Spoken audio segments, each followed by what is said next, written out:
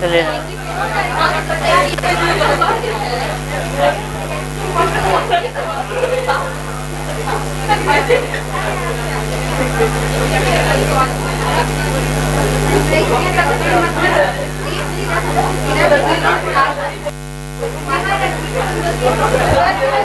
बाकी जो ऑडिट का सीट दिए थे वो बबली एक दो ठीक वाला सीट कंप्लीट हो गया है ना।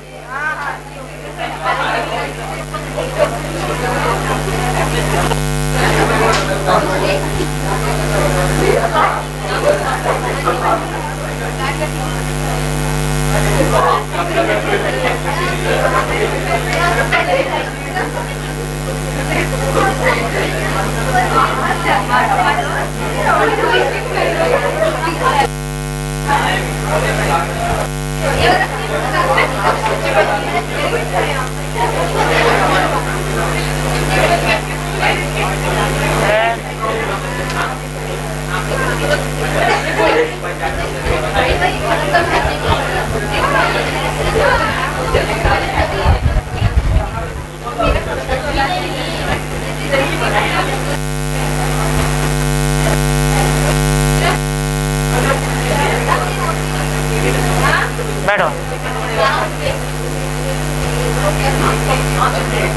सुनो, लास्ट क्लास हम लोग पढ़े थे अच्छा ओपिनियन के बारे में। ऑडिटर कितना तरह का ओपिनियन देता है? 4 तरह का। पहला क्या था? क्लियर एंड अनक्वालिफाइड, दूसरा क्वालिफाइड, तीसरा एडवर्स, चौथा डिस्क्लेमर। अगर 100% ट्रांसपेरेंसी है तो कौन सा ओपिनियन देंगे? कौन सा? अच्छा क्लियर, बड़ा अच्छा। 100% ट्रू एंड फेयर है, ट्रांसपेरेंसी है, कोई फ्रॉड एरर कुछ भी नहीं है, कौन सा? क्वालिफाइड। अच्छा छोटा मोटा मिस्टेक हो गया, थोड़ा थोड़ा मिस्टेक है, थोड़ा है, बर्दाश्त करने लायक है, मतलब ये होता है बर्दाश्त करने के लायक, तब कौन सा? क्वालिफाइड। अगर मान लो अच्छा भयंकर वाला मिस स्टेटमेंट हो गया तब बुक्स ऑफ अकाउंट चेक किए, उस बुक्स ऑफ अकाउंट में बहुत सारा एरर्स था, बहुत ही ज्यादा, जिसको बर्दाश्त नहीं किया, तो कौन सा? एडवर्स। में थोड़ा सा लिमिटेशन है, रोक लगा है थोड़ा सा, तब कौन सा रिपोर्ट? कौन सा? डिस्क्लेमर। कैसे चालू डिस्क्लेमर होगा क्या? क्वालिफाइड। जब बहुत ज्यादा लिमिटेशन होगा तब डिस्क्लेमर देते हैं, ठीक है। अब सुनो ध्यान से, जब ऑडिट रिपोर्ट दिया जाएगा ना, जो पहला मेरा था क्लियर एंड अनक्वालिफाइड,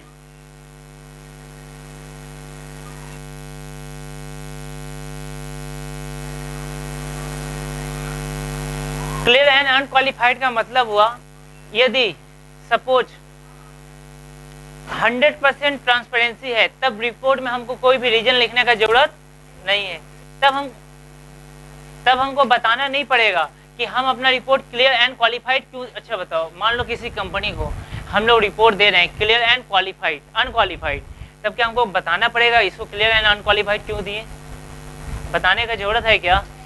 तब कुछ भी बताने का जरूरत, ऑडिट रिपोर्ट में कुछ भी डिस्क्लोज करने का कोई जरूरत नहीं है, लिखा हुआ है सीट में, क्यों बता दें? देखो एक बात बताओ, क्लियर एंड अनक्वालिफाइड का मतलब क्या हुआ? 100% ट्रांसपेरेंसी है, मतलब वहां पर कोई भी फ्रॉड एंड एरर नहीं है।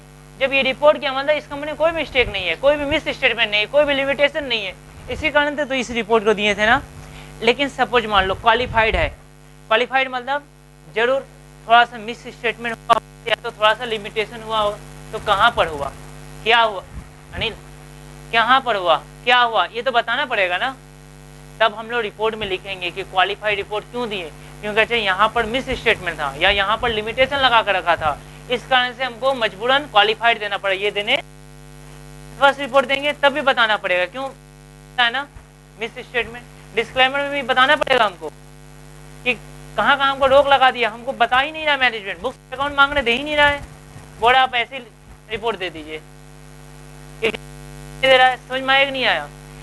ये रिपोर्ट का मतलब होता है सब कुछ ठीक ठाक है। तो पहला वाला देखो तो सीट में लिखा हुआ था कि ये बात, जो पहला सीट दिए थे,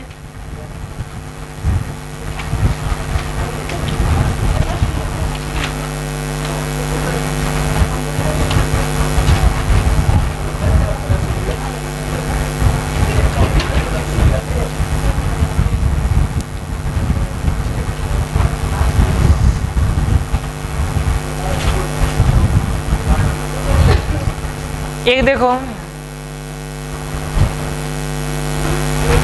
पेज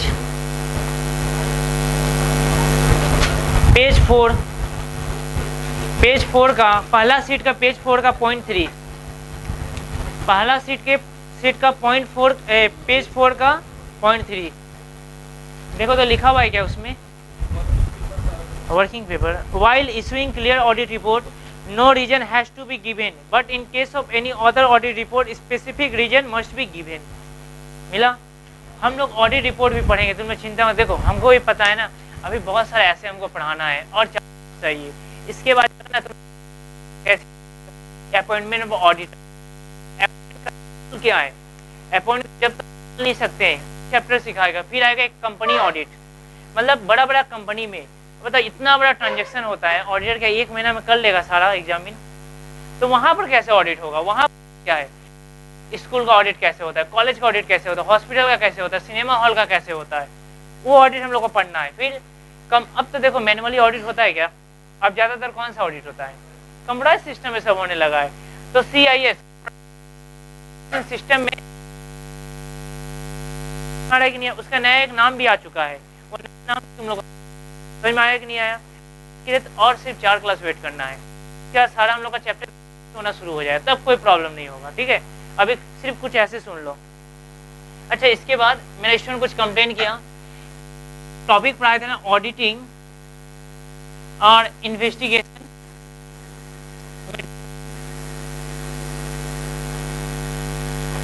इसमें जो डिफरेंस पढ़ाया था ना, इसका जो लास्ट पॉइंट था, लास्ट पॉइंट उसको थोड़ा ठीक कर लेना, थोड़ा उसमें मेरे स्टूडेंट को भी नहीं समझ में आया, हमको भी दिक्कत हुई, ये लास्ट पॉइंट को सिर्फ ठीक करना। लास्ट पॉइंट में हम क्या बोले थे, देखो ऑडिट रिपोर्ट किसको सबमिट होता है बता रहे, यदि किसी कंपनी का, वो तो ठीक है, अच्छा यदि किसी कंपनी का ऑडिट हुआ, ठीक है, तो किसी कंपनी का कोई भी ऑडिट हुआ, उसका रिपोर्ट हम लोग किसको देते हैं, शेयर होल्डर को। किसको देंगे? अच्छा, इसलिए ताकि शेयर होल्डर डिसीजन लेने सके कि मेरा कंपनी का सिचुएशन क्या है और आगे चल कर हमको क्या करना चाहिए, क्या स्टेप लेना चाहिए। अगर डायरेक्टर लोग फ्रॉड बैठा है तो डायरेक्टर लोग को निकाल दो, डायरेक्टर को चेंज करो, या मैनेजमेंट में क्या क्या प्रॉब्लम आ रहा है, तो हम लोग को किसको डिस्क्लोज करना रहता है, ICI को तो बताएंगे प्लस शेयर होल्डर को भी। लेकिन इन्वेस्टिगेशन क्या होता है, जैसे कि इन्वेस्टिगेशन में बोला गया जो हम लोग को अपॉइंट, उसको रिपोर्ट देंगे, किसको देंगे, जो अपॉइंट, जैसे कि मान लो अच्छा कोर्ट यदि अपॉइंट कंपनी में इन्वेस्टिगेशन करो तो चेक हो रहा है, मान लो कोर्ट ऑर्डर दे दिया, तो अच्छा ये लोग शेयर होल्डर कोर्ट को देगा डायरेक्टली जाकर, तब कोर्ट को देगा, मतलब इन्वेस्टिगेशन इसमें हम लोग डायरेक्टली जो अपॉइंट करता है उसको देते हैं, लेकिन इसमें ना शेयर होल्डर को देते हैं, क्योंकि वो लोग कंपनी का ओनर है, इसलिए शेयर होल्डर को रिपोर्ट देना ही पड़ेगा, चाहे कोई भी डायरेक्टर भी तब भी शेयर होल्डर को देना पड़ेगा। क्यों? मान लो अपॉइंट करेगा तो किसके अपॉइंट करेगा, जो उन लोगों का पोल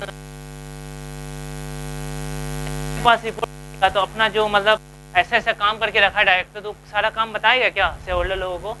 नहीं, इसीलिए बोला गया ऑडिट रिपोर्ट जो होगा वो शेयर होल्डर को इन्फॉर्म करना पड़ेगा मीटिंग में। समझ में आ गया इतना? आज हम लोग एक ऐसे पढ़ेंगे फिर से,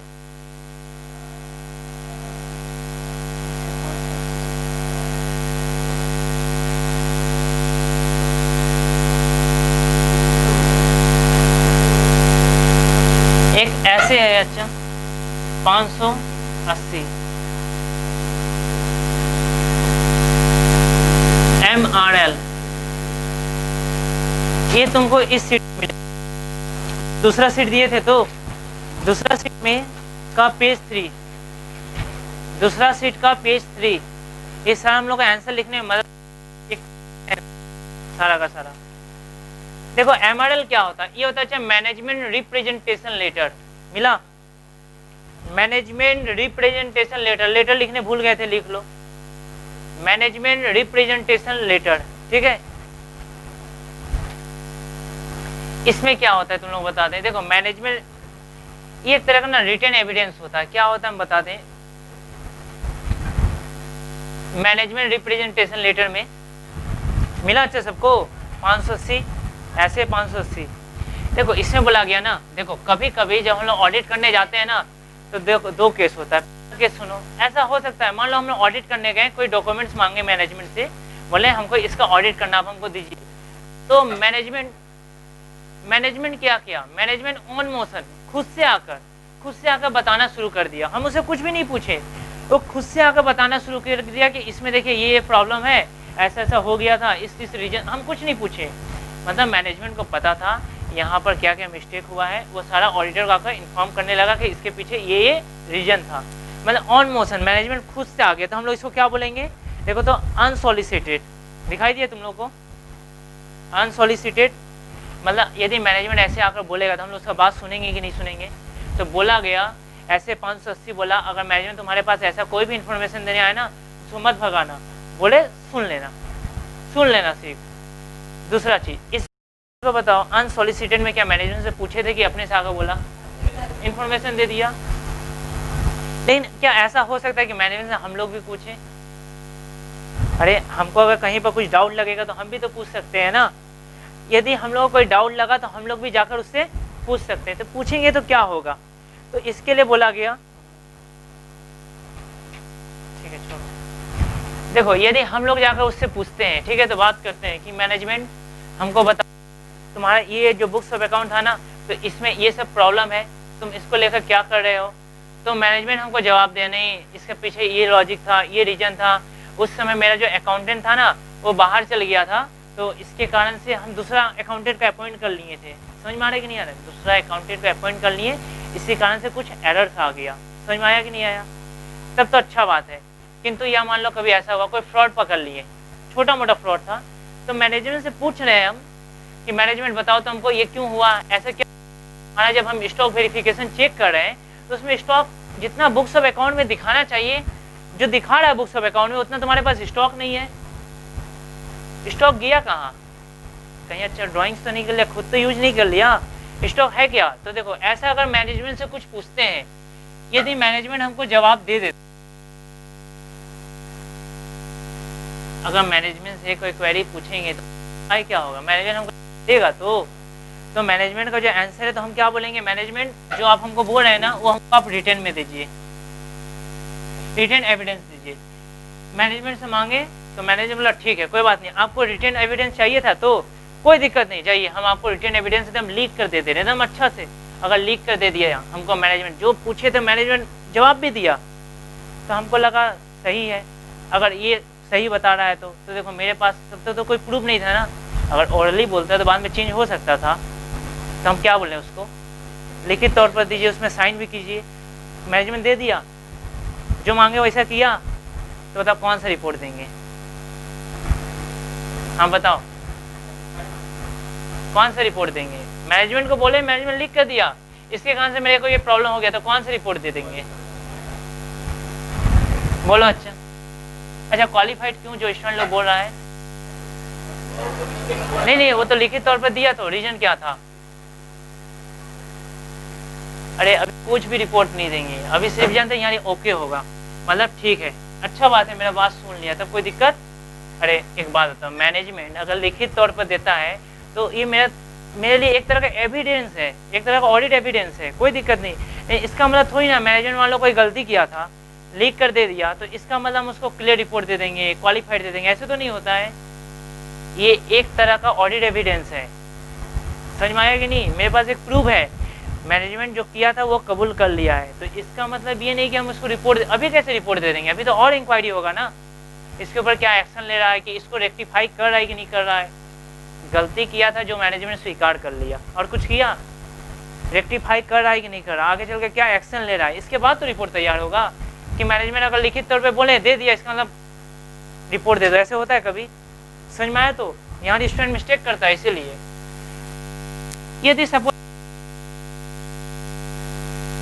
हम पूछे ओरली बोले एक हमको लिखित तौर पर दो, वो बोला हम लिखित तौर पर नहीं देंगे, अब बताओ क्या करना चाहिए?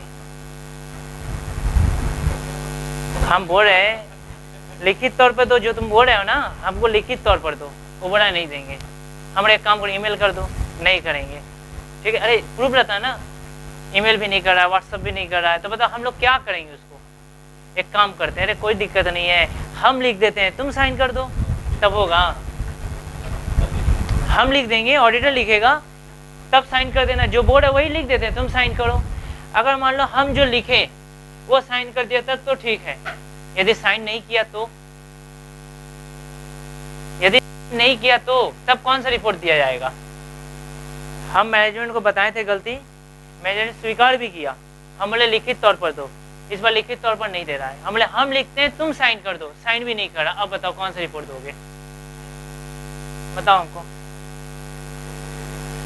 अच्छा एक ही उपाय है, अगर छोटा मोटा लिमिटेशन था, रोक टोक था, या छोटा मोटा मिस स्टेटमेंट था तो क्वालिफाइड। अरे अब तो स्वीकार भी नहीं कर रहा है। देखो यदि स्वीकार कर लेता तो आगे चलकर देखते हैं, जैसे इसमें स्वीकार कर लिया तो रिपोर्ट नहीं दिया, आगे चलकर सोचेंगे कि इसको क्लियर रिपोर्ट देना चाहिए कि नहीं देना चाहिए, इसमें अभी सोचेंगे। नहीं, इसमें अब सोचने की भी जरूरत है। इसमें छोटा मोटा मिस स्टेटमेंट रहा तो क्वालिफाइड, यदि भयंकर वाला मिस स्टेटमेंट रहा तो एडवर्स। तो ये मिस स्टेटमेंट के ऊपर डिपेंड करेगा। समझ में आया तुम लोगों को? अच्छा मान लो तीसरा केस, ना मैनेजमेंट बता रहा है ना कुछ बोल रहा है, ना लिखित तौर पर देने का कुछ बोलने को ही तैयार नहीं, पूछ रहे हैं, बहरा बन गया, कुछ सुन ही नहीं रहा है। ठीक है, इग्नोर कर दे रहा है हमको। ठीक है, अब बताओ तब क्या करोगे? अरे अच्छा तब भी तो सेम केस है, इसमें सुन के भी क्या कर लिया, सुनकर भी तो लिखित तौर पर नहीं दिया, तो इसमें डायरेक्टली नहीं दे रहा है, मतलब तो सेम ही है। अरे इसमें बोला, लेकिन बोलकर साइन करने बोले वही तो नहीं कर रहा है, तो मेरा ऑब्जेक्ट हुआ। तब क्या किए, इसको क्वालिफाइड बोले या तो एडवर्स दे देंगे, इन दोनों में से एक देखना पड़ेगा, मिस स्टेटमेंट कितना है या लिमिटेशन कितना है। ठीक है, स्टेटमेंट को चेक करना है कितना है। इसमें सुनने को ही तैयार नहीं है, तो क्या करेंगे? तो भैया उसमें भी क्वालिफाइड आएगा या तो एडवर्स आएगा। समझ में आया? समझ में आ रहा है कि नहीं आ रहा है? भैया डिस्क्लेमर नहीं हो सकता। हाँ अच्छा, डिस्क्लेमर भी हो सकता है, ऐसा बात नहीं है, डिस्क्लेमर भी हो सकता है अगर रोक टोक रहा तो। ठीक है, तो लेकिन क्लियर रिपोर्ट नहीं जाएगा। लेकिन कौन सा रिपोर्ट नहीं जाएगा? क्लियर रिपोर्ट नहीं जाएगा, बस इतना याद है। इस केस में क्लियर रिपोर्ट जाने का कोई चांस ही नहीं है। समझ में आया कि नहीं है? क्योंकि वो तो रोक टोक लगा दिया, हम बोल रहे हैं वो करने को तैयार ही नहीं है। समझ में आया तुम लोगों को? अगर मान लो रोक टोक नहीं लगाता, बोलते साइन कर देता, तब कौन सा रिपोर्ट देते? बोलो तो सर। नहीं, अगर रोक टोक नहीं लगाता, हम बोलते हैं वो साइन कर देता, तब कौन सा रिपोर्ट देते? क्वालिफाइड। अरे अच्छा तब कोई रिपोर्ट नहीं देते, तब बोलते ठीक है हम सोचेंगे क्या देना चाहिए। ठीक है, तब तो अच्छा बात है ना, बात सुन लिया तो आगे चलकर सोचेंगे। अगर तुम रेक्टिफाई कर लोगे अपने मिस्टेक को तब ठीक है, हम क्लियर रिपोर्ट दे देंगे। अगर रेक्टिफाई नहीं, सिर्फ स्वीकार करने से होता है कि उसको रेक्टिफाई भी करना पड़ता है। अरे रेक्टिफाई करो उसको, तुम्हारा गोडाउन से चोरी हो चुका है, तुम स्वीकार कर लिया, इसका मतलब तुमको क्लियर रिपोर्ट दे देंगे? ऐसे तो नहीं होता है। ठीक है, तुम स्वीकार कर लिया, हम सोचेंगे कि कौन सा रिपोर्ट तुमको देना सही रहेगा।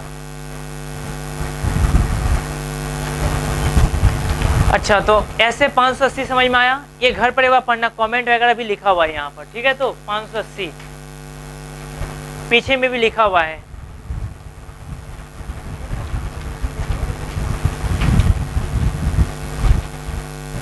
अच्छा इसके बाद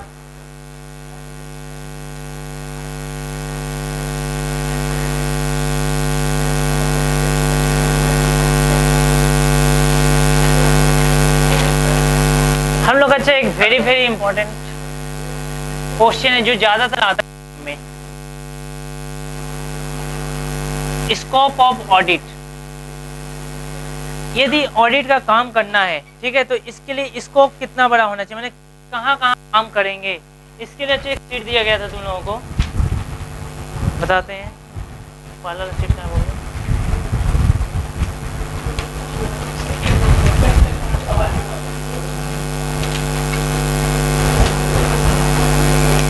देखो पहला सीट का पेज 5 में आओ तो एक बार पहला सीट का पेज 5 बोल रहे हैं, पहला सीट का पेज 5 में आ गया सब।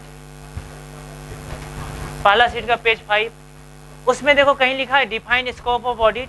बोला अच्छा स्कोप मतलब ऑडिटर काम कहाँ कहाँ करेगा, तो बोला गया कि जहाँ ऑडिट एंगेजमेंट होगा, कहाँ पर अच्छा ऑडिट एंगेजमेंट मतलब जो मेरे और क्लाइंट के बीच में जो समझौता होगा वहाँ पर काम करना है। कहाँ पर काम करना है, मैं देखो और क्लाइंट के बीच में समझौता होगा। मान लो सपोज करते हैं, मेरे पास क्लाइंट का एक हेड ऑफिस है, ठीक है, तो 5 तो ब्रांच है,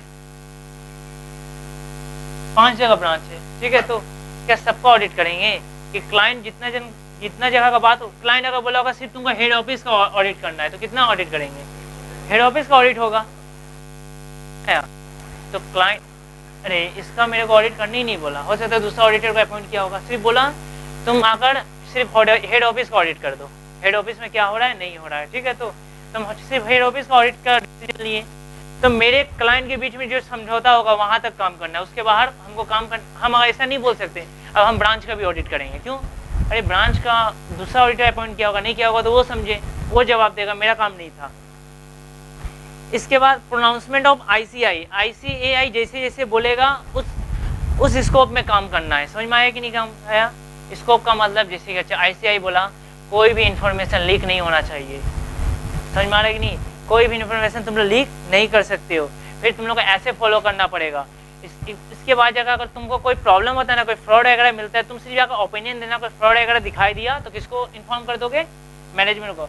अगर मैनेजमेंट खुद फ्रॉड में इन्वॉल्व हो तो शेयर होल्डर को भी कर देना, कोई दिक्कत, लेकिन तुम जाकर एफआईआर मत करना, ये तुम्हारा काम नहीं है, ठीक है। इसके बाद क्या बोला, अच्छा requirement of relevant legislation law, अब बोला अच्छा लॉ जहाँ जहाँ बोलेगा वहाँ वहाँ काम करना है, लॉ के बाहर जाकर कोई काम नहीं करेंगे। क्यों, सपोज बताते हैं, मान लो कभी कोई ऐसा केस आया,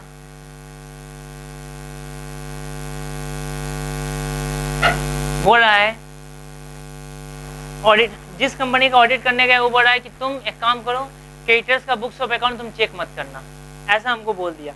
यदि लॉ परमिशन दे रहा है हमको कि बुक्स ऑफ अकाउंट नहीं चेक करोगे तब भी चलेगा, तब तो ठीक है। अगर लॉ परमिशन नहीं देगा तो मान लो कोई सपोज ऐसा कभी मेरे और क्लाइंट के बीच में एक ऐसा समझौता हो गया जो लॉ को तोड़ दे रहा है, आईसीआई का तो रूल फॉलो कर रहा है, ठीक है, कि करना है, ये करना है, वो करना है, किंतु लॉ टू करेंगे, ऐसा आ गया तो कभी भी हम लोग लॉ के बाहर जाकर कोई सकते हैं, हम लोग लॉ को वायलेट नहीं करने सकेंगे किसी भी।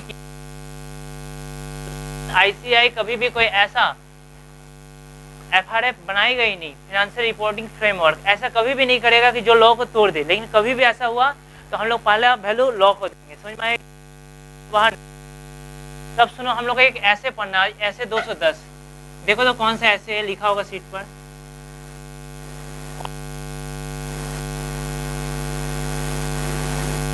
ऑडिट एंगेजमेंट,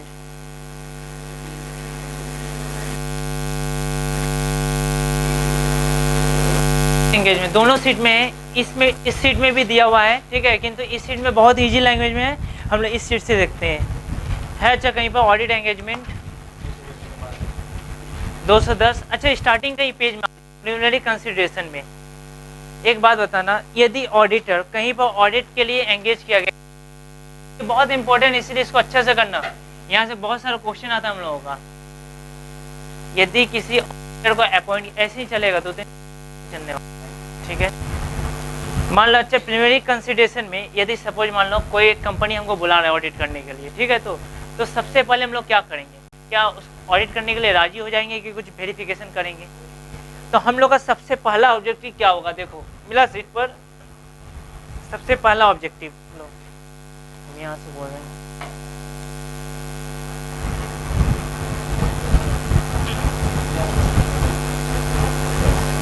हाँ ठीक है। देखो सबसे पहला हम लोग का जो ऑब्जेक्टिव होगा ना, ध्यान से दिखाई दिया तुम लोग को, सबसे पहला ऑब्जेक्टिव हम लोग होगा escape auditor after answering following. बोला अच्छा इसको एस्केप करने के पहले जो तुम्हारा एंगेजमेंट हो रहा है उसके पहले कुछ कंडीशन को ध्यान देना। क्या कंडीशन है? Pre condition for audit present, मतलब जितना भी कंडीशन होगा, एक ऑडिट जो लेटर होगा ना, हम लोग अच्छा एक लेटर देते हैं ऑडिट एंगेजमेंट लेटर। सुनो सुनो, मैनेजमेंट और ऑडिटर के बिल में कुछ भी डील होता है, कुछ भी डील होगा तो एक लेटर, उस एंगेजमेंट लेटर में लिखा रहेगा, ठीक है। तो क्या क्या हो रहा है, क्या क्या नहीं हो रहा है, तो उसमें हम लोग पहले से जो जो कंडीशन अप्लाई करने वाला है सारा का सारा लिख देंगे। प्लस मेरे और मैनेजमेंट के बीच में जो जो समझौता हुआ, जो जो बुक्स ऑफ अकाउंट चेक करने के बारे में बातचीत किया गया, ये बुक्स ऑफ अकाउंट चेक करना है, ये सब वेरीफाई करना है, तो सारा का सारा किस में लिखा रहेगा, ऑडिट एंगेजमेंट लेटर में। ये लेटर क्या होता है ना, अच्छा, इस लेटर को ऑडिटर लिख कर अपना साइन कर मैनेजमेंट को देता है, फिर मैनेजमेंट साइन कर रिटर्न किसको दे देता है, ऑडिटर को। अब मैनेजमेंट का इच्छा, चाहे तो मैनेजमेंट उसको जेस करा कर अपने पास रख ले, वो मैनेजमेंट के ऊपर डिपेंड करेगा, किंतु ऑडिटर क्या करेगा कि मैनेजमेंट के साथ जो भी डील हुआ, कौन कौन सा बुक्स ऑफ अकाउंट को एग्जामिन करना है, वो सारा का सारा उसमें मेंशन करेगा। उसके साथ साथ जरूरत पड़ा तो उसमें अपना फीस भी मेंशन कर सकता है, कोई दिक्कत नहीं, मेरा इतना फीस है, ठीक है। तो सर लिखने के बाद साइन करके किसको देगा, क्या मैनेजमेंट उसको रख लेगा, साइन कर वापस करेगा, इसको बोलते हैं ऑडिट एंगेजमेंट लेटर, ठीक है। तो इसके बाद प्री कंडीशन फॉर ऑडिट दिखाई दिया तुम लोगों को। प्री कंडीशन, पहले से कंडीशन कुछ रहेगा, FRF to prepare first should FRF to prepare financial statement should be acceptable. बोला अच्छा, जो फाइनेंशियल स्टेटमेंट वो लोग बनाया है, ठीक है, वो यदि एक्सेप्टेबल रहा तभी हम लोग ऑडिट करेंगे, एग्जामिन करेंगे, वो FRF के अनुसार होने चाहिए। FRF का मतलब हम लोग जो ऑडिट करने जा रहे हैं ना, वो जितना बुक्स ऑफ अकाउंट बनाया है सब ICAI रूल, जो अकाउंटिंग स्टैंडर्ड होता है ना, सिर्फ उसके अनुसार बनना चाहिए, अकाउंटिंग स्टैंडर्ड के अनुसार, समझ में आया। 32 अकाउंटिंग स्टैंडर्ड है, उसको फॉलो करना पड़ेगा। अगर उसको बिना फॉलो किए मैनेजमेंट बनाया है तो हम लोग उसी के अनुसार चेक करेंगे। अगर बिना फॉलो किए बनाया है तो हम लोग ट्रू एंड फेयर ओपिनियन नहीं देंगे। इसके बाद क्या लिखा, अच्छा, management agreement for its responsibility. Management का रिस्पॉन्सिबिलिटी क्या क्या होगा, पढ़ो। बोला for preparation of financial statement as per applicable FRF। ये जो बोला गया, अच्छा बताया गया है, बुक्स ऑफ अकाउंट को बनाना किसका रिस्पॉन्सिबिलिटी है, मैनेजमेंट का। ये भी ऑडिट एंगेजमेंट लेटर में लिखा रहेगा। बुक्स ऑफ अकाउंट अगर कोई एरर हो गया, तुम कुछ भूल गए, मिस्टेक हुआ, तो उसको हम बनाने वाले नहीं है, रेक्टिफाई करने वाले सिर्फ तुमको हम इन्फॉर्म करेंगे, ठीक है। वो सारा का सारा तुम्हारी जिम्मेदारी है। इंटरनल कंट्रोल किसका रिस्पॉन्सिबिलिटी होगा, मैनेजमेंट का, ये तुम समझना, ठीक है, इस शीट में हम लिख दिए हैं। To provide auditor with all information, और बोला गया यदि ऑडिटर को कोई भी इन्फॉर्मेशन का जरूरत पड़ेगा तो बिना रोक टोक का तुम हमको इन्फॉर्म करोगे। सिर्फ तुम ही नहीं इन्फॉर्म करो, तुम्हारे जितना स्टाफ है ना, अरे जिसको जो सपोज मान लो कोई स्टॉक डिपार्टमेंट में है, कोई कैश डिपार्टमेंट में है, तो हम बार बार मैनेजमेंट से जाकर इन्फॉर्मेशन लेंगे, उससे भी तो लेंगे। वो सारा हमको कोऑपरेट करेगा, वो हमको इन्फॉर्मेशन देगा। वो बोल नहीं सकता है कि ये बुक्स ऑफ अकाउंट नहीं है, ठीक है, ऐसे नहीं, वो हमको बोल नहीं सकता है कि ये बाद में ले लीजिए, ये कल ले लीजिए, नहीं, हम मांगे तो आपको देना पड़ेगा। आप अगर कोई फ्रॉड हुआ उसके बाद इन्फॉर्मेशन मांगते हैं, वो भी हमको डील करना पड़ेगा। समझ में आ रहा है कि नहीं आ रहा है, उससे आप हमको रोक नहीं से, ये सारा लिख देंगे कि कहीं पर वो मेरे को रिस्ट्रिक्शंस नहीं लगाए। समझ में आया। इसके बाद क्या दिया सेकेंड पेज में, ऑडिट एंगेजमेंट लेटर को लेकर बोला इफ डॉक्यूमेंट्स ऑडिटर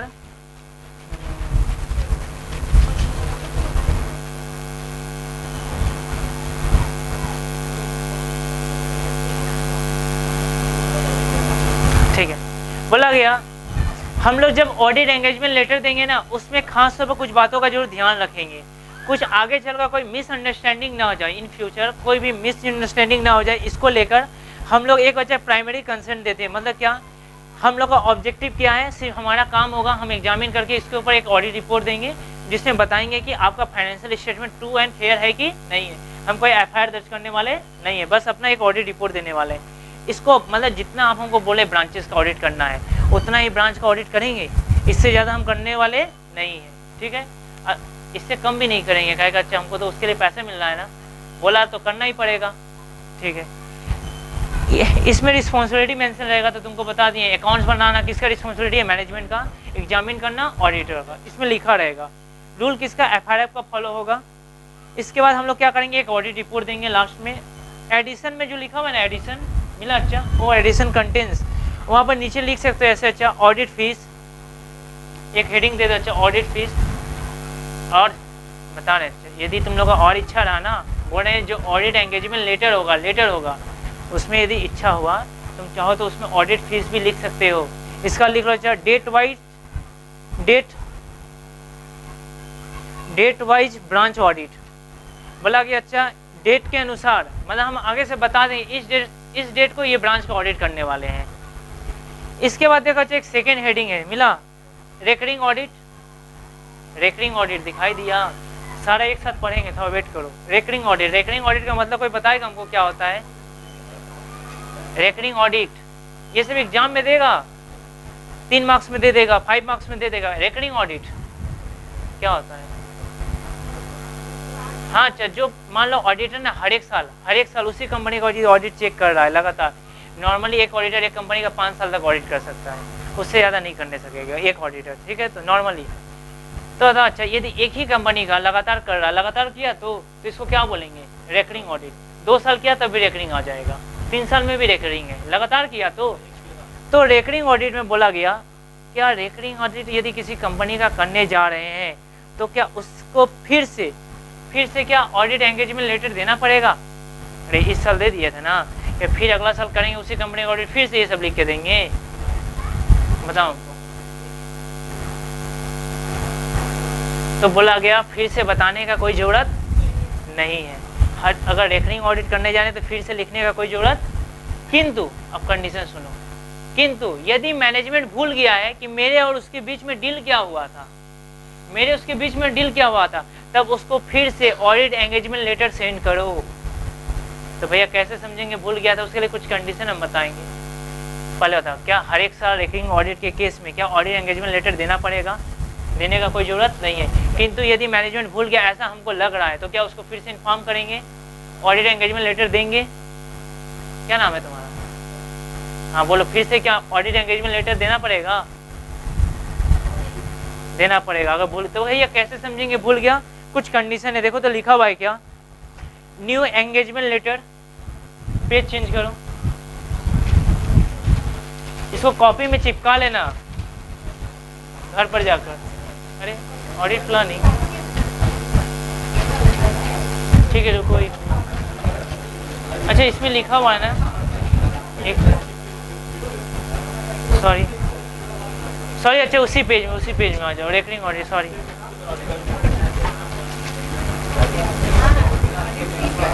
सॉरी उसी में चले आओ।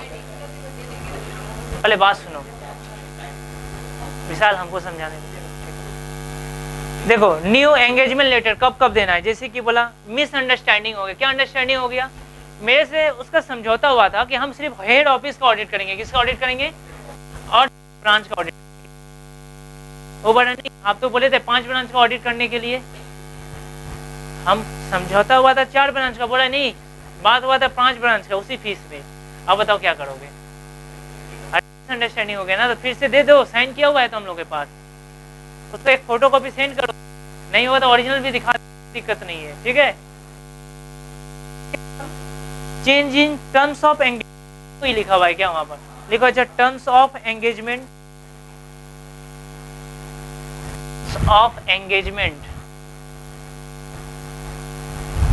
मतलब बोला अच्छा उसके और मेरे बीच में सपोज मतलब समझौता ही चेंज हो गया। क्या समझौता चेंज हुआ? मान लो ऑडिट कंप्लीट होने के पहले जब तक हम उसको ऑडिट रिपोर्ट देते, मैनेजमेंट आकर हमसे रिक्वेस्ट करा, बोला चंदन जी आप 4 ब्रांच का जैसे ऑडिट कर दिए ना, और एक ब्रांच बचा वो भी कर दीजिए ना, ठीक है, जो लगेगा दे देंगे आपको फीस।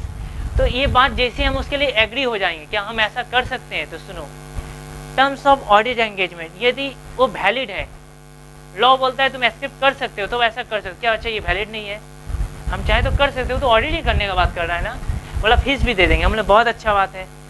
तो अच्छा ये तो राजी तो हो गए, तो क्या इसके लिए ऑडिट एंगेजमेंट लेटर को चेंज करना पड़ेगा? नहीं, अरे पहले 4 ब्रांच का ऑडिट लिखा हुआ था, अब बोल रहा है देखो पहला था मिसअंडरस्टैंडिंग, वो केस खत्म।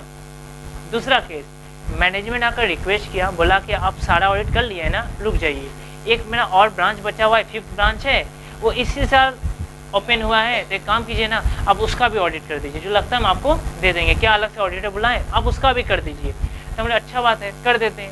तो अच्छा ये क्या एक्स्ट्रा काम कर रहे हैं? तो ऑडिट एंगेजमेंट लेटर में लिखोगे नहीं तो क्या उसको फिर से लिख कर सेंड करना पड़ेगा? हाँ सेंड करना पड़ेगा, तब तो प्रूफ रहेगा कि उसका ऑडिट करने का रिस्पॉन्सिबिलिटी मेरा था, तभी तो हम ऑडिट रिपोर्ट देंगे। क्या और एविडेंस नहीं हुआ, ये तो ऑडिट एंगेजमेंट लेटर हुआ। अभी तो हम लोग ऐसे 210 पढ़ रहे हैं ऑडिट एंगेजमेंट के बारे में। एविडेंस मतलब ये कैसा एविडेंस है? ये सिर्फ एविडेंस के तौर पे इतना ही काम करेगा अगर तुम बोलोगे कि हमको उस ब्रांच का ऑडिट करने के लिए अपॉइंट किया गया था, ये इसका एविडेंस है, ऐसा बोल सकते हो, सिर्फ इसका एविडेंस है। ठीक है, तो क्योंकि हमको अपॉइंट किया गया था, हम उसका ऑडिट रिपोर्ट दे सकते हैं। अब सुनो जा, अच्छा बताओ, सेकेंड केस का मिसअंडरस्टैंडिंग है कि terms of audit engagement change हो रहा है, यहाँ पर चेंज हो रहा है। ठीक है, इसके बाद मान लो मेरा मैनेजमेंट का डायरेक्टर नहीं चेंज हो गया। प्रत्येक कंपनी में डायरेक्टर होता है कि नहीं होता है? अरे डायरेक्टर चेंज हो जाएगा तो उसके मेरे बीच में डिस्प्यूट हो जा रहा है बार बार। ठीक है, वो सोच रहा है कि पुराना डायरेक्टर क्या बताया भगवान जाने। यदि डायरेक्टर चेंज हो जाएगा, सपोज चेंज हो गया, ठीक है, तो नए नए डायरेक्टर है, उन लोगों को प्रॉब्लम हो रहा है, तो हम क्या करेंगे? तो एक काम करेंगे, ठीक है, उन लोगों को पता नहीं चल रहा है ना मेरा काम क्या क्या है, कौन कौन सा बोले थे ब्रांच का ऑडिट करेंगे, तो फिर से ऑडिट एंगेजमेंट लेटर सेंड कर देते हैं, वो लोग देख लेगा, अपना कन्फ्यूजन दूर हो जाएगा।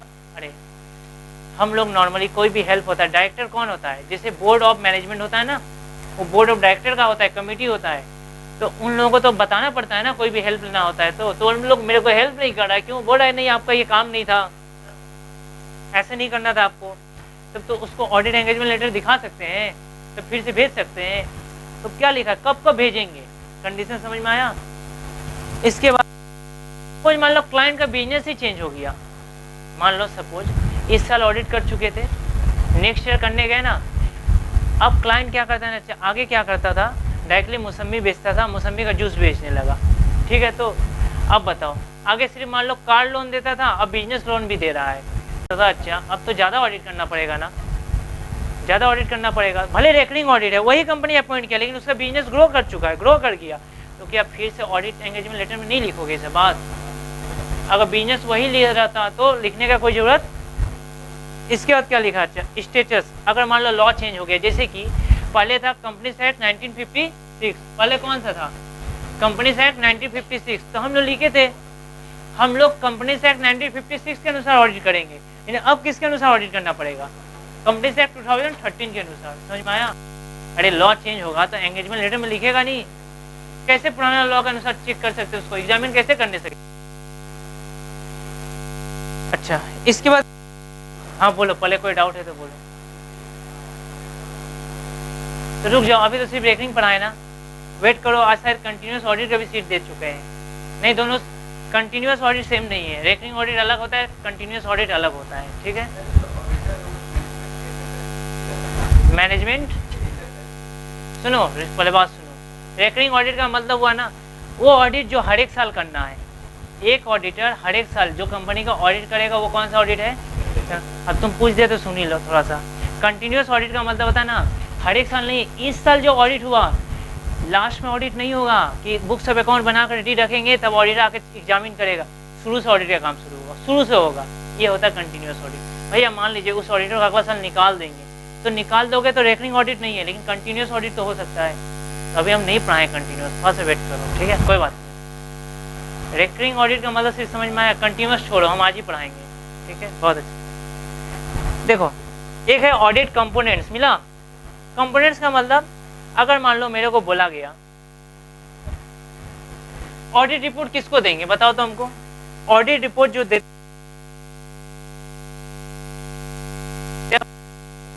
लेकिन अच्छा मान लो कौन सा शेयर होल्डर को देना, जैसे कि सपोज मान लो एक हेड ऑफिस है ना, पता है ये जो हेड ऑफिस है ना, इसका एक कंपनी है, सब्सिडियरी मतलब भैया ये होल्डिंग कंपनी है, इसका सब्सिडियरी मतलब उस कंपनी ने मोर देन 50% शेयर को होल्ड करके रखा है, मोर देन, अब सब्सिडियरी कंपनी है।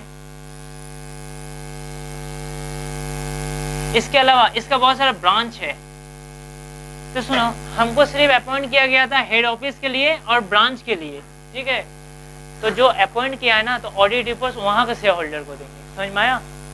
जो अपॉइंट किया है हम लोग वहां के शेयर होल्डर, सपोज मान लो एक एग्जांपल दे रहे हैं, एक ऑडिटर को भैया क्या अलग अलग चीज के लिए अलग ऑडिटर को अपॉइंट किया था? हाँ किया था, कोई दिक्कत नहीं, अलग अलग ऑडिटर होता है, ब्रांच के लिए अलग हो सकता है, हेड ऑफिस के लिए अलग हो सकता है, ऐसा पॉसिबल है, क्यों जरूरी? अच्छा ब्रांच कोलकाता में होगा, दूर में है, हम लोग करने नहीं जाने मांग रहे हैं, ठीक है, तो अलग हो ही सकता है, अलग भी रहता है, पढ़ाएंगे, एक जॉइंट ऑडिटर होता है, पढ़ाएंगे, उसका एक ऐसे आएगा, बताए ना, थोड़ा सा वेट करना पड़ेगा।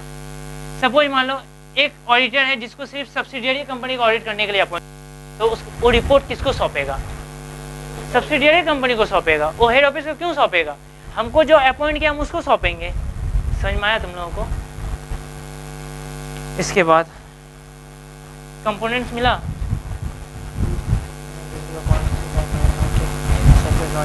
ठीक है। तो बोला गया यहाँ पर, सपोज मान लो, और एक बात मान लो हमको 2 लोग अपॉइंट किया है, बता रहे कौन कौन। इसका सब्सिडियरी कंपनी ना अलग से हमको अपॉइंट किया है, हेड ऑफिस वाला लोग अलग से अपॉइंट किया है। पता है कैसे? बता दें तुमको, सुनो। हेड ऑफिस में जो लोग अपॉइंट किया है ना, वो लोग डायरेक्टर लोग था। ऐसा हो सकता है, पढ़ाएंगे अपॉइंटमेंट ऑफ ऑडिटर में, कैसे ऑडिटर अपॉइंट। इसमें ना शेयर होल्डर लोग अपॉइंट किया था। अरे ये अलग है, ये अलग है। हाँ ये बात सही है कि ये इसको होल्ड करके रखा है, वो चीज़ अलग है, लेकिन इसका अलग अपॉइंटमेंट। लेकिन दोनों कंपनी का ऑडिट हम ही कर रहे हैं, तो क्या हम लोग सेपरेट ऑडिट रिपोर्ट देंगे कि साथ में देंगे? सेपरेट देंगे, क्योंकि ये लोग अपॉइंट करने वाला अलग है, ये लोग अपॉइंट करने वाला अलग। किंतु अच्छा, दोनों को अपॉइंट करने वाला का यदि सेम पर्सन होता तो कितना समझ में आया? एक जॉइंट ऑडिट आएगा, तुम लोग सारा डाउट क्लियर कर देगा, ठीक है, जब एक साथ ऑडिट होगा। इसके बाद change in terms of engagement है क्या इसमें कोई सीट? इसके बाद देखो तो नहीं है, तब तुम लोग को थोड़ा लिखना पड़ेगा। तो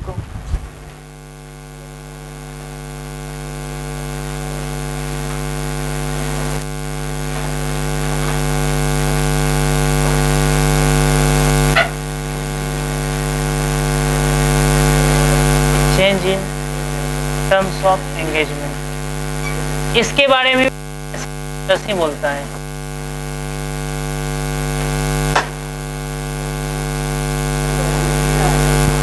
इसमें लिखो बिफोर कंप्लीशन ऑफ, अच्छा इतना नोट करो अभी। बोला अच्छा, change in terms of engagement. Exam में इतना हेडिंग नहीं आता है, एग्जाम में डायरेक्टली दे देगा ना एक्सप्लेन करने के लिए ऑडिट एंगेजमेंट के ऊपर। जाना है कहाँ जाओ? हाँ ठीक है। Change in terms of engagement लिखो।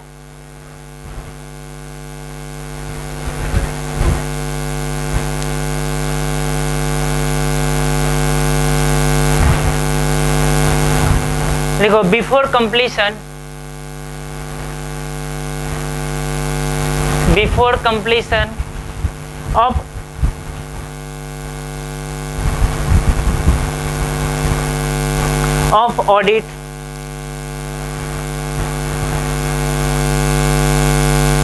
audit comma auditor is requested to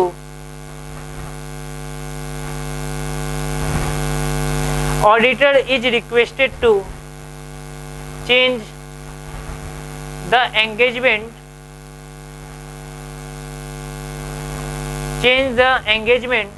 to one which provides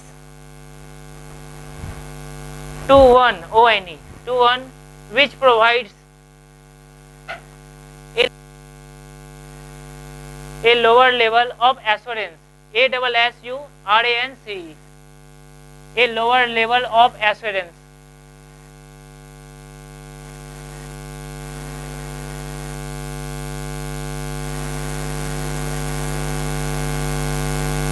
अच्छा लिखा है। अच्छा, before completion of audit comma auditor is requested to change the engagement to one which provides a lower level of assurance. इसके बाद लिखो ऐसे नीचे reasonable justification, ये बहुत ज्यादा इंपॉर्टेंट है।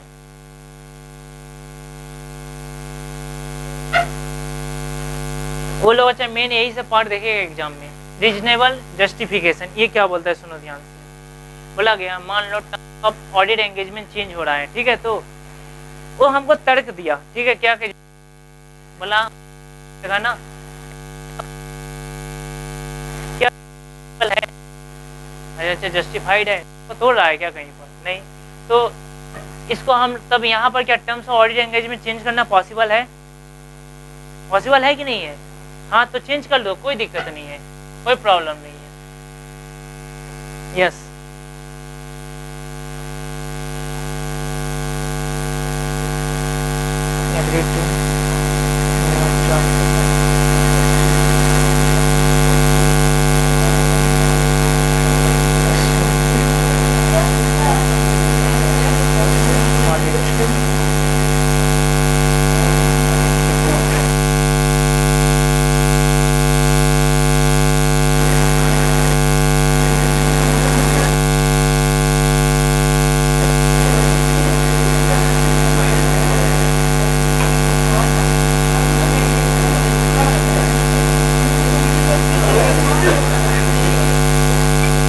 नोट करो उसको।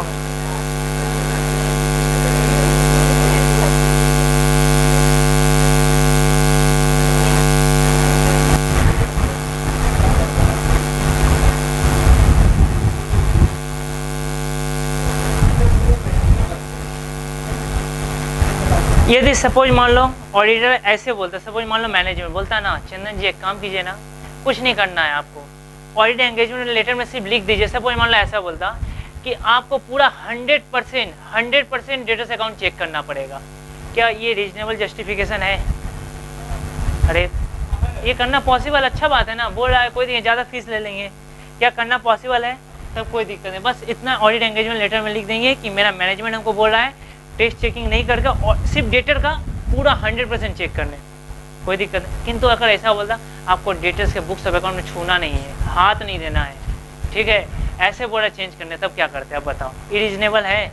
बोला डेटर को मत छूना, बाकी जो करना है करो, जितना बुक्स ऑफ अकाउंट देखना है देख लो, लेकिन डेटर्स अकाउंट को आपको हम लोग डेटर्स का बुक्स ऑफ अकाउंट नहीं दिखाएंगे। अब बताओ ये क्या रीजनेबल है? नहीं है, तब क्या होगा?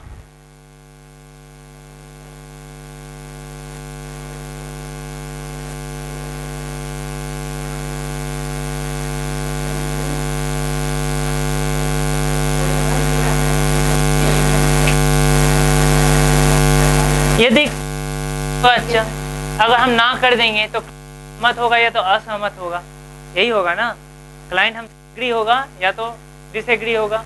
अगर एग्री हुआ तब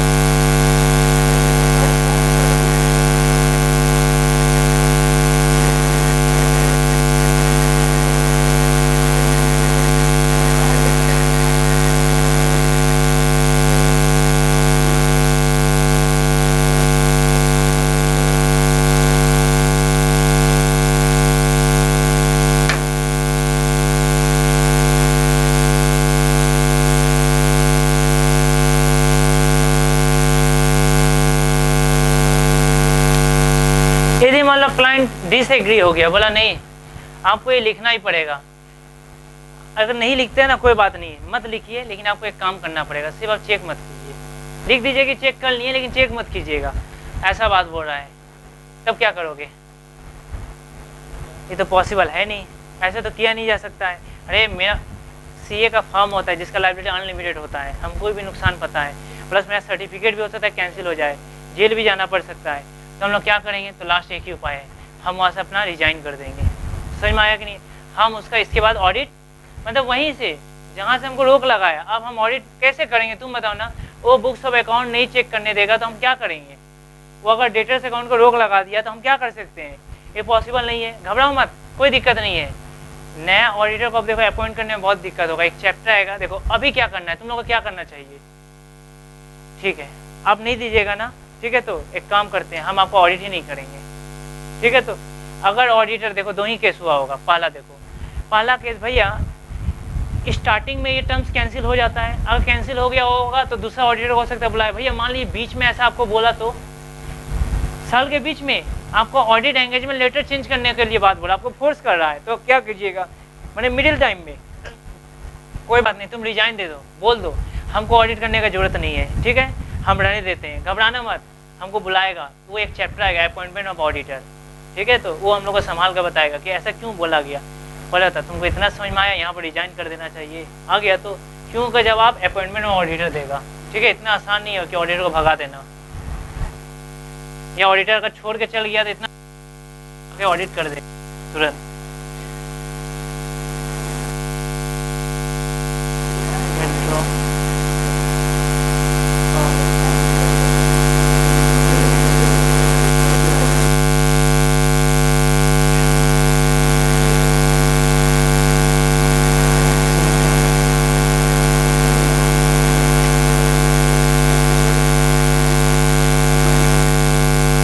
देखो हम चले गए हैं उसका कंपनी को छोड़कर, इसका मतलब जो ऑडिट एंगेजमेंट लेटर था मेरे पास, जरूर आईसीआई को इन्फॉर्म करेंगे उस कंपनी के साथ मेरा ऐसा हुआ था, वो कंपनी को मेरा ऐसा ऐसा बोल रहा था, बताएंगे तो आईसीआई को अरे जहाँ से भी सीए जाए ऑडिट करने के लिए, सबका खोज खबर तो आईसीआई को देगा, इन्फॉर्म करेगा। तो आईसीआई के बिना परमिशन का कोई दूसरा चल जाएगा, इतना आसान नहीं है, ठीक है। तो अभी हमको जो करना चाहिए था कर लिए, ठीक है, अब थोड़ा इंतजार करेंगे। उसके बाद ये बताया, अच्छा ऐसे 10 यदि टर्म्स ऑफ एंगेजमेंट यदि जस्टिफिकेशन है, ठीक है, अगर बोलता है कि डेटर्स अकाउंट को पूरा चेक करो, तब कोई दिक्कत नहीं है, तब कोई दिक्कत नहीं है, तुम राजी हो जाना। किंतु अच्छा अगर रीजनेबल नहीं रहा तब तुम जी मत होना, ठीक है, जो होगा देखा जाएगा। और क्लाइंट मान गया, तुम सहमत नहीं था, फिर बोला ठीक है जैसा आपका इच्छा, हम थोड़ी कुछ कर सकते हैं, तो ठीक है आगे ऑडिट करेंगे, अगर सहमत नहीं है तो छोड़ दो, बात नहीं बनता है तो, ठीक है। बस इतना भी हमको करना था। इसके बाद जाकर देखो तो एक ऑडिट प्रोसीड्यूर है क्या उसमें, नहीं है क्या? अच्छा देखो तो नहीं होगा तो कोई बात नहीं है, हम लिखेंगे क्या है, ओ प्लानिंग है, ठीक है, थोड़ा सा नोट कर लेंगे।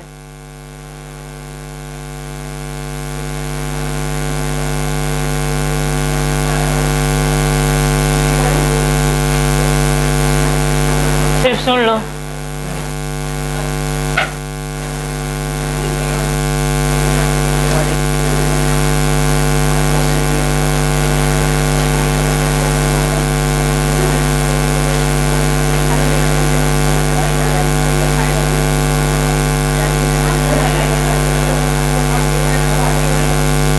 सुनो,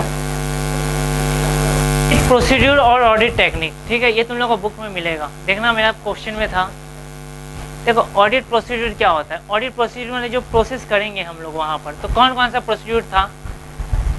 एक था risk assessment procedure, compliance procedure. Compliance procedure में क्या था? इंटरनल कंट्रोल, इंटरनल कंट्रोल के बारे में हमको बताता है। इसके बाद था सब्सटेंटिव प्रोसीड्यूर, उसके अंदर बहुत कुछ हम सिखा चुके थे, तुम लोग लिख नहीं सकोगे। अब सुनो, ये जो प्रोसीड्यूर हम लोग फॉलो करेंगे, जैसे कि कुछ हम तुमको एक एग्जांपल देते हैं। सब्सटेंटिव प्रोसीड्यूर,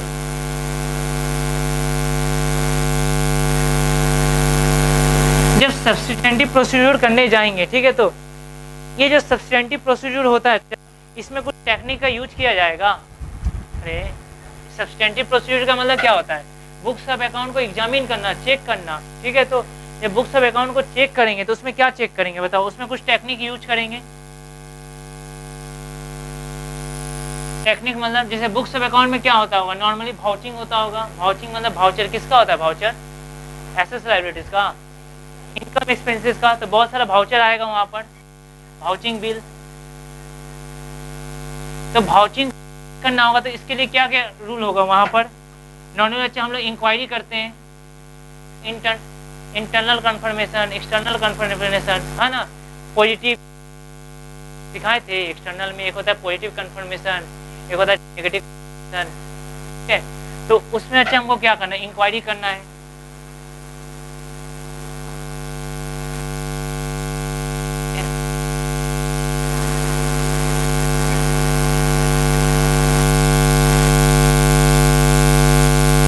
जो लोग अमाउंट जोड़ा है टोटल वो सही है कि नहीं है?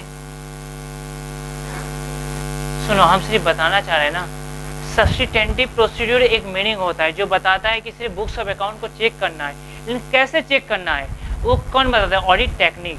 कैसे चेक करना है? वाउचिंग देखना है। वाउचिंग को कैसे देखेंगे? ठीक है, मतलब अगर डिप्रिसिएशन, देखो डिप्रिसिएशन का मेथड का नाम बताना काम है सब्स्टिटेंटिव प्रोसीड्यूर। स्ट्रेट लाइन मेथड होता है, डिमिनिशिंग बैलेंस मेथड होता है। किंतु इसको वो लोग कैसे कैलकुलेट कैसे किया है? किसमें मंथली दिया है, किसमें 6 महीने को कैलकुलेट कर दिया। समझ में आ रहा है कि नहीं आ रहा है? जैसे कि कंप्लायंस प्रोसीड्यूर, ये किसका हिस्सा है? ऑडिट प्रोसीड्यूर का। किंतु कंप्लायंस प्रोसीड्यूर में इंटरनल कंट्रोल एग्जीक्यूट कर रहा है कि नहीं कर रहा है, इसके लिए क्या करना है? एग्जीक्यूट कर रहा है तो इफेक्टिव है कि नहीं है, इफेक्टिव है तो कंटिन्यूअस है कि नहीं, ये किस में आ गया? टेक्निक में आ गया। थोड़ा डिफरेंस आता है, लिखने सकोगे? देखो बुक को तो पढ़ना कम से कम, सारा आ जाएगा, ठीक है।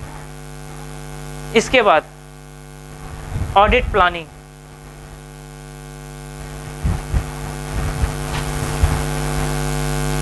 ये अलग से अच्छा एक लॉन्ग क्वेश्चन में आता है बहुत समय। ऑडिट प्लानिंग ये सारा छोटा छोटा टॉपिक है, 12 बोर्ड है, क्वेश्चन बनेगा, क्वेश्चन पढ़ने में बहुत मजा मिलेगा हम लोग को। ऑडिट प्लानिंग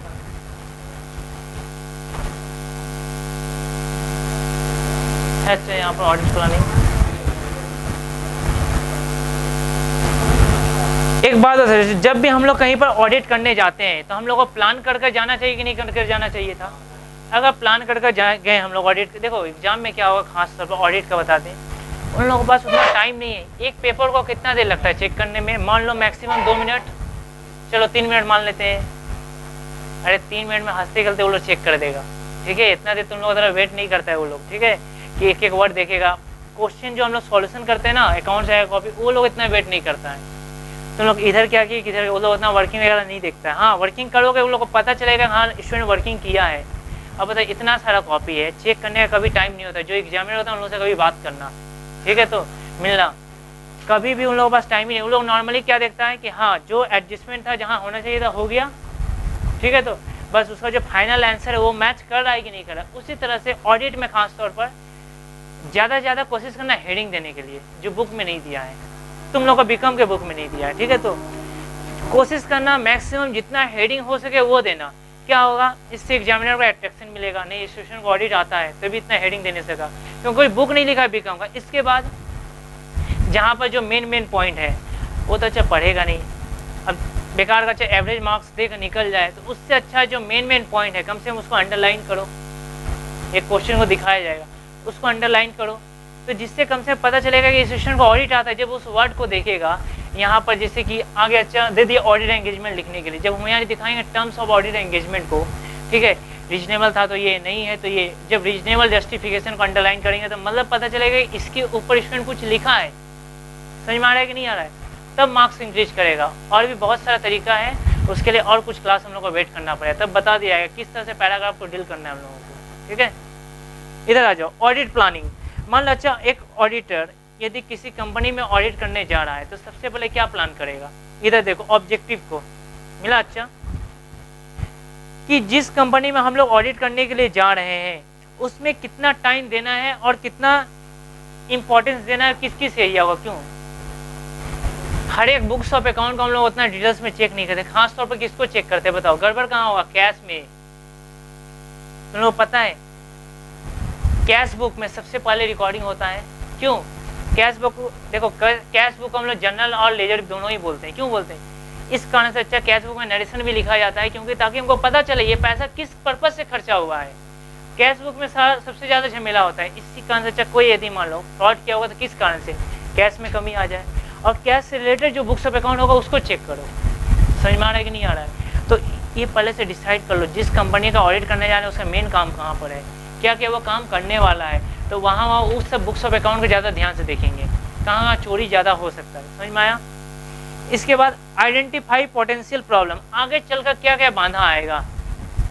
अगर बाधा आया, क्योंकि अच्छा जब हम लोग आर्टिकल को भेजेंगे उन लोगों को प्रॉब्लम फेस करना पड़ेगा, ऐसा होगा मैनेजमेंट को बोलेंगे और रिटर्न में नहीं देगा, रिटर्न में देने को तैयार नहीं है। समझ में आ रहा है कि नहीं आ रहा है? जैसे कि मान लो हम बोले आप हमको बुक्स ऑफ अकाउंट चेक करने दीजिए, ठीक है, किसका? डेटर का। मैनेजमेंट बोल रहा है कि हम आपको नहीं देने सकेंगे, बुक्स ऑफ अकाउंट कहाँ रखा गया नहीं मिल रहा है, हम बोले आप इसको लिखित तौर पर दे दीजिए। अब बताओ इस बात को देगा क्या? लिख कर देगा? नहीं देगा। अगर रोक लगा दिया तब तो डिस्क्लेमर दे देंगे। समझ में आ रहा है कि नहीं? अब मिस स्टेटमेंट मिला, जवाब नहीं दिया तब तो एडवर्स भी दे सकते हैं, देखना पड़ेगा सिचुएशन, ठीक है। तो मतलब हम बोलना चाह रहे हैं अच्छा क्या क्या प्रॉब्लम आएगा उसके लिए अपने आर्टिकल को इन्फॉर्म करें। क्यों? ये सारा अगर प्रॉब्लम आ रहा है, मैनेजमेंट नहीं सुन रहा तो इसको एक जगह लिखना पड़ता है। कहाँ पर? ऑडिट वर्किंग पेपर बताए थे कभी, ऐसे 230 डॉक्यूमेंटेशन। यदि मान लो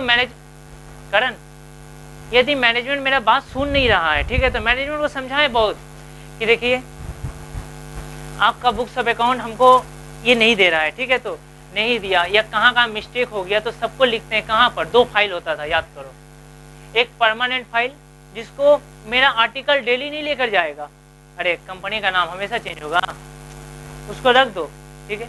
ज्यादा कौन सा चेंज होता है? जो करंट ऑडिट फाइल होता है, किसमें? उसमें होता है वाउचिंग, वेरिफिकेशन, जो चेंज होने वाला टॉपिक है। तो एक काम करना, मैनेजमेंट नहीं बोला ना, पहला तो मैनेजमेंट से मांगो, नहीं दिया रिटर्न रिप्रेजेंट सारा नोट डाउन कर लो, ऑडिट वर्क पेपर में लिख लो वहाँ पर कि मैनेजमेंट हमको रोक लगाया था, ये सब नहीं दिया, तब हम आकर अपना सीए को बताएंगे, ठीक है। इस वर्किंग इफिशिएंटली बोला, अच्छा हम लोग को काम बहुत इफिशिएंटली करना है, कोई दिक्कत नहीं, हेडिंग था सिर्फ प्रॉपर यूटिलाइजेशन ऑफ रिसोर्सेस, मतलब बड़ा अच्छा। मान लो मेरे पास 2 आर्टिकल, कितना आर्टिकल है? 2।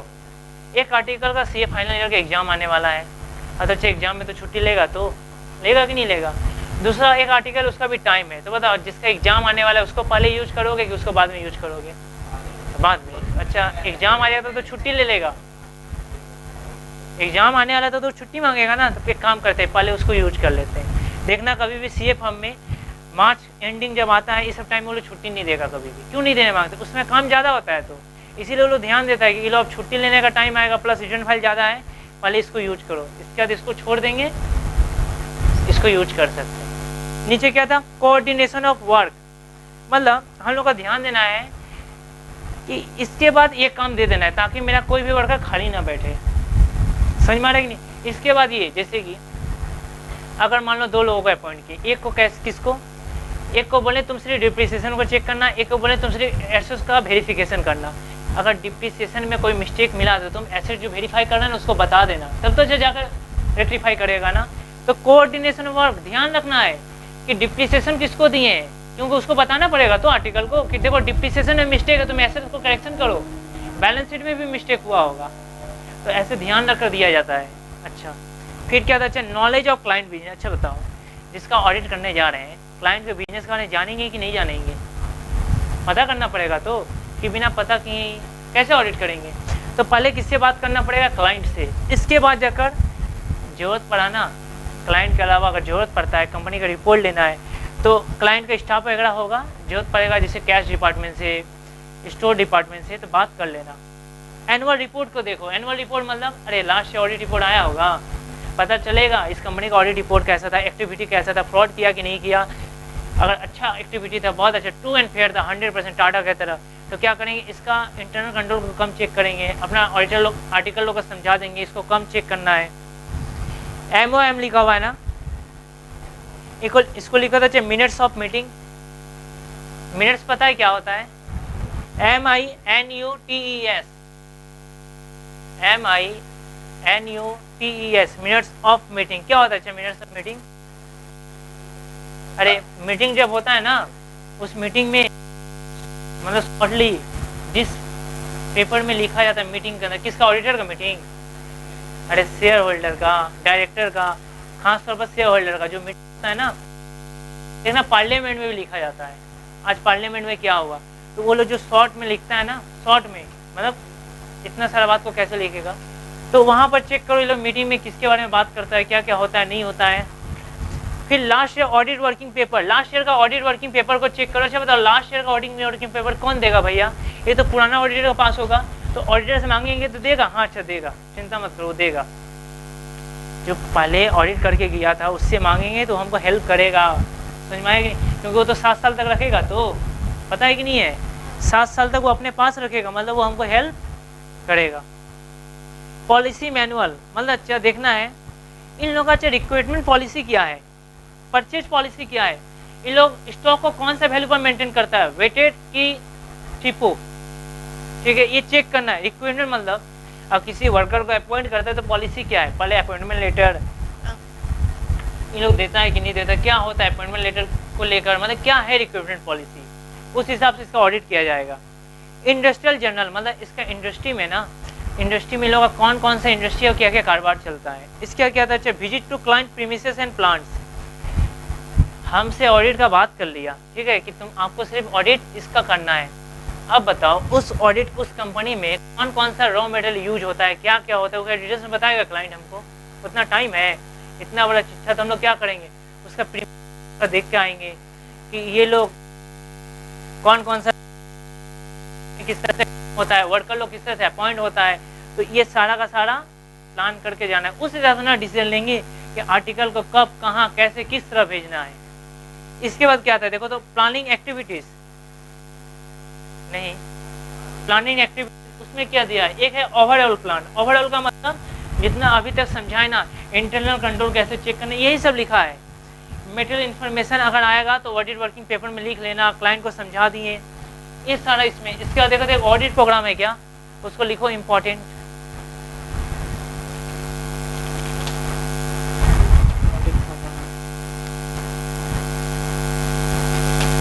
ऑडिट प्रोग्राम तो अच्छा, बहुत बड़ा है। अच्छा, पीछे में भी ऐसा है ना। इसको अच्छा नेक्स्ट क्लास पढ़ा दें क्या? आज का रहने दो, ठीक है। अरे अलग से एक देता है एक्सप्लेन करने के लिए ऑडिट प्लानिंग के ऊपर, ठीक है। तो इसमें ये सारा हेडिंग्स है हम लोगों के लिए, हेल्प करेगा। सुनो, और कुछ दिन सिर्फ 1 घंटा तक का क्लास चलेगा, सिर्फ कुछ दिन, 2 से 3 क्लास और, ठीक है। तो जो भी हो, इसके बाद हम लोग 3:30 बजे से क्लास स्टार्ट करेंगे, ठीक है। थोड़ा ज़्यादा देर पढ़ना पड़ेगा, और जरूरत पड़ा तो 2 घंटा कर देंगे, लेकिन एग्जाम तक सिलेबस कंप्लीट हो जाएगा, इतना कंफर्म है। इतना तुम लोग हेडेक मत लेना, इतना तुम लोग बता दे रहे हैं, ठीक है। आज इतना रहने दे, इतना घर पर पढ़ना। हम नेक्स्ट क्लास बता देंगे ना कि कौन कौन सा क्वेश्चन हम लोग सॉल्व कर चुके हैं।